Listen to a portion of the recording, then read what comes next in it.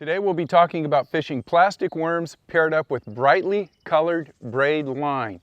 And I'll tell you why this combination has some serious advantages when it comes to catching more fish and even when it comes to catching bigger fish on plastic worms. Let's get into it. Oh yeah. Oh yeah. Got a good one here.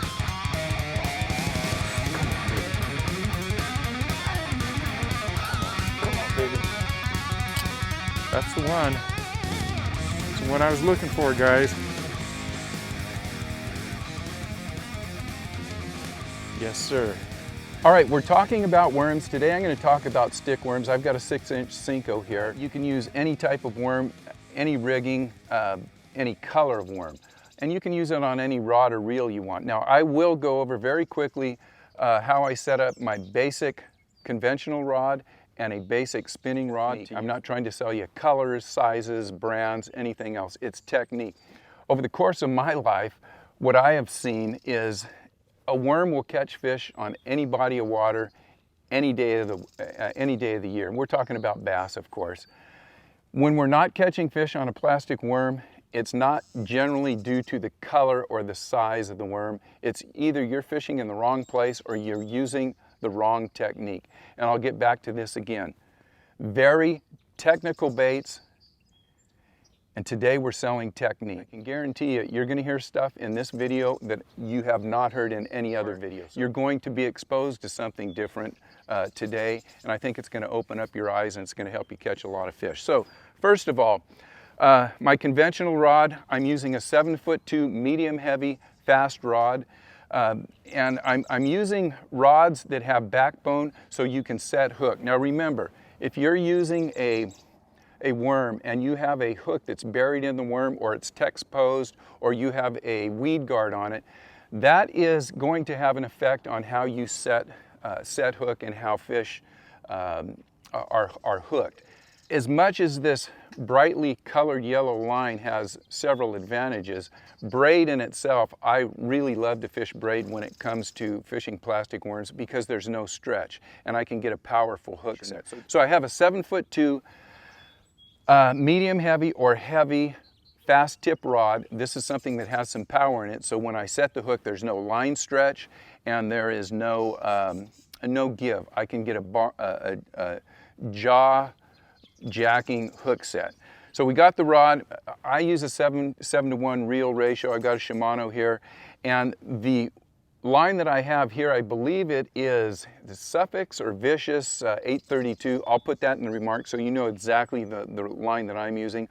On a conventional rod, I'm using 30 to 40 pound braid. Sometimes I use 50, and to that braid I always use about 3 to 5 feet of leader, mono leader. And I primarily use just mono. I don't like to use fluoro.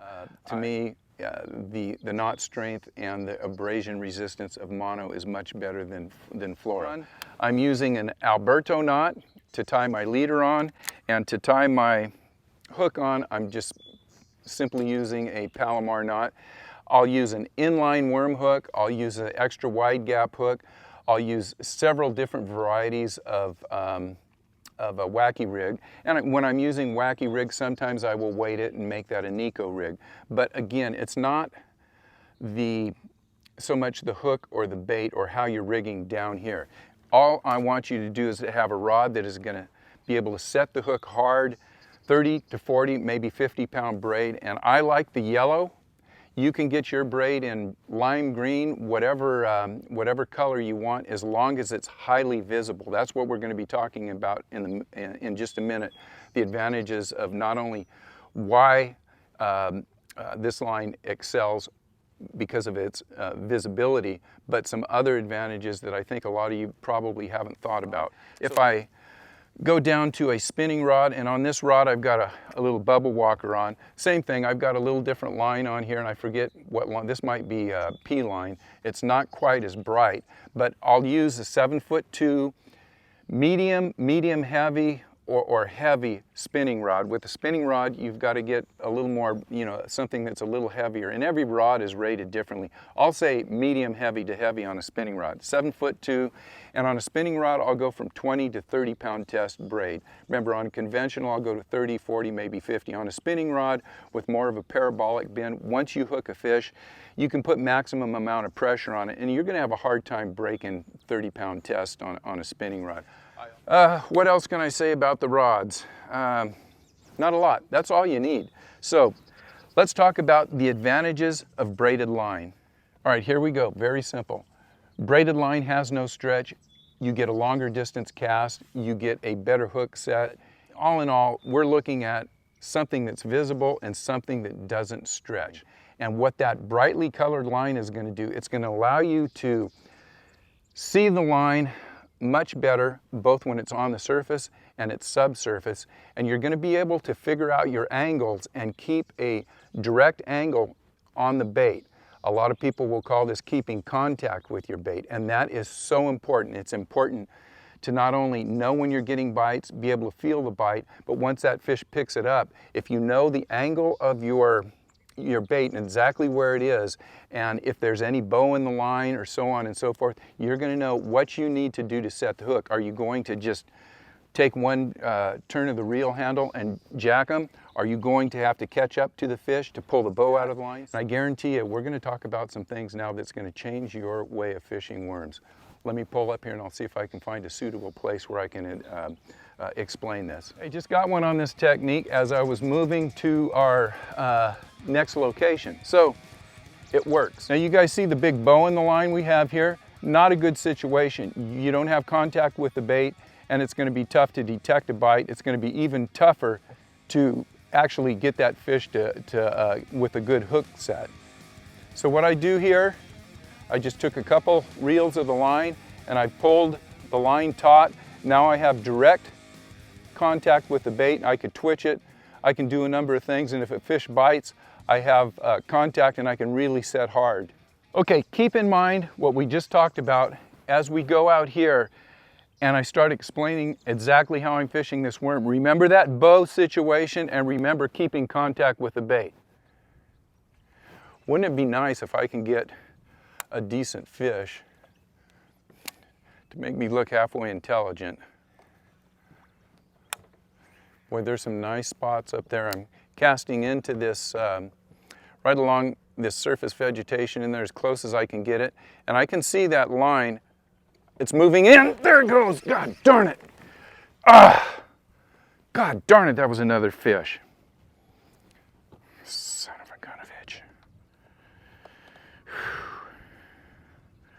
This video is starting to piss me off. The less weight I can use on a worm when I'm fishing shallow, the more fish I catch. It has a more natural fall without any weight. You can twitch it, and you just have a longer time in the strike zone. All right, let's get into using this brightly colored braided line and why we use it. And obviously it's a big advantage anytime you can see your line, especially when you are on a lake, river, stream, whatever it may be, where you have wind that's pushing you down the bank. If you are on a river like the Delta, you've got current that's pushing you down the bank. You've also got a trolling motor that you're using, and that's pushing you down the bank. If you are on a power generating reservoir, you have wears that are opening. They're always pushing the water up and down. It creates current. Now that current, whether you are in any type of body of water, whether it's a lake or a river, it doesn't all move at the same pace.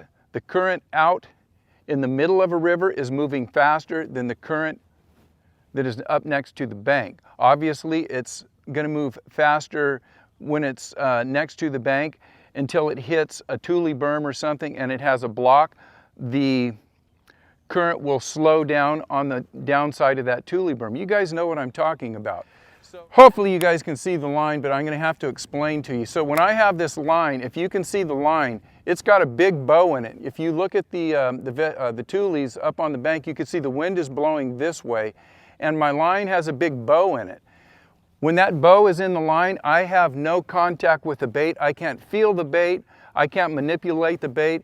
I'm in a bad position. If I was trying to catch a fish, I'm going to be doing what we call mending the line, and getting a direct contact to the bait, and that is important. So I want you guys to be aware of, if you are taking this bait and overhead casting it like this, and it's getting up in the air, you're going to have a much larger bow in that line than if you are able to do an underhand pitch cast, keep the bait close to the water, and drop it. And I don't know if you can see, but my line is in a pretty good position to where if I get a bite, I can feel that bite and set hook on it. Couple things that you don't want to do. You don't want to throw behind the boat because you don't want to drag lures. You want them in front of the boat where you can manipulate them. And when I say manipulate a worm, that doesn't mean use it like a jerk bait. It means just touch the worm so it just moves that far. If you can do that, especially when you're fishing in a trough or something right up next to the bank or a shade pocket, and you could twitch it 3 or 4 times without it moving more than a foot or so, you're still in the strike zone. That fish has more time to look at it and maybe pick it up and grab it. I would say the big takeaway from this brightly colored line is, you know when that bow's in the line, and at that point you know that you have no contact with the bait. So if I throw out and I see that bow in the line, there's a couple things you can do, and I'm going to talk about line mending. I didn't think I was going to talk about this, but if you're a fly fisherman, you know all about this because you're constantly mending lines. Now, I'm in shallow water, and I don't know if you could see it, but there's a bow in the line. How to mend a line, and what you're going to want to do is to get that bow out of the line, you're simply going to lift the line up and kind of wave the rod forward. Now, what it is going to be, if you can see my hand, or this, we're going to lift it up and do this. Just kind of like this. And what that does is it picks the line up off the water, and remember, we're in shallow water now, so I'm only in 2 or 3 feet of water, but let's say there's a trough in there. You can use this on a number of different applications. You got that bow on the line. One thing you could do is straighten the line out, and hopefully that worm's not going to just pull out of the strike zone, or you're not going to pull it too far out of the strike zone. You can lower your rod tip, and again, you can see that line. And I just did a line mend, and I didn't even know it because I had a big bow in my line. So when I'm reeling in, I lift and twist like this. And it's just kind of like this. And what you have to do is take about a half a crank on the reel. I'm going to put a big bow in my line, go like this, and I am straight forward. What I'm going to do is I'm going to move the camera, and I'm going to do exactly what I'm doing here. And what we have done by doing this is take our big bow out of the line where we can't feel anything. We've done this, we've straightened out the line, and now we can see the line. We know how much bow is in it, we know how much we have to flip it, and we have connection with that bait again. Now, you can't do this all the way down the bank without reeling in now and then, but it's going to help you have a better connection with the bait and keep you in strike zones longer. So again, we'll put the camera down, and I'm going to do this 3 or 4 times, and I'll kind of talk through it, and hopefully you guys will be able to see the line jump and straighten out. All right, let's take a look and see if we can see what's going on here. I just thrown out, I've got a big bow in my line. Not good, can't feel anything. So I'll reel in a little bit, and then what I'll do is I'm going to pop the rod up and slap it down like this. Pop it and slap it. See how that straightened the line out? And now I am right in contact with that bait. Big bow in the line, mend it and slap it down. Let's just say the boat's not drifting fast enough. I got this big bow in my line. I mend it just like that. Hopefully you guys can see that line. I'm just kind of slapping it forward. Put that big bow in there, slap it forward. All right, one more view of that, throwing it in there. Oh, got a big bow in my line. Drop my rod tip, take a reel, pop it, and slap it down in real time. I'm in position. As that bait hit the water, that line stops, but the line blows. So that's why you're always going to have a blow or a bow in the line. We'll do it a couple more times here. Let's say I get a really bad cast and I got that big sloppy bow in the line. It needs to be done immediately. And as you do that, remember, you have a worm on there, and that worm is creating drag. So that's kind of like the anchor for the line. You can't do a great big, you know, like you're setting the hook on something. It's got to be fairly finessey, but you're going to do this and you slap the rod down so that the line goes back in the water. I hope I'm explaining this, guys, and I'm going to tell you, I give you my 100% guarantee that if you use this highly colored braided line, and if you're afraid the fish are going to see the line, you know I've got 3 or 4 feet of leader on there. You can extend your leader, you can lighten your leader. Make sure if you're in the delta you don't go too light because you're going to get a big fish doing this. Or you can color the leader. You can take a black, or the line, you can take a black marker. But this technique and learning how to mend line and keep that bait in keep contact with the bait is so important. Knowing your angles, knowing how to finesse that bait just an inch at a time. That is the key to catching fish here or anywhere else. I'm probably going to put a topwater on, see if I can get one more big fish out here, and then we're going to call it a day. So thank you guys for watching, and remember, get some of this brightly colored line. So anyhow, see you guys at the next video. Good luck.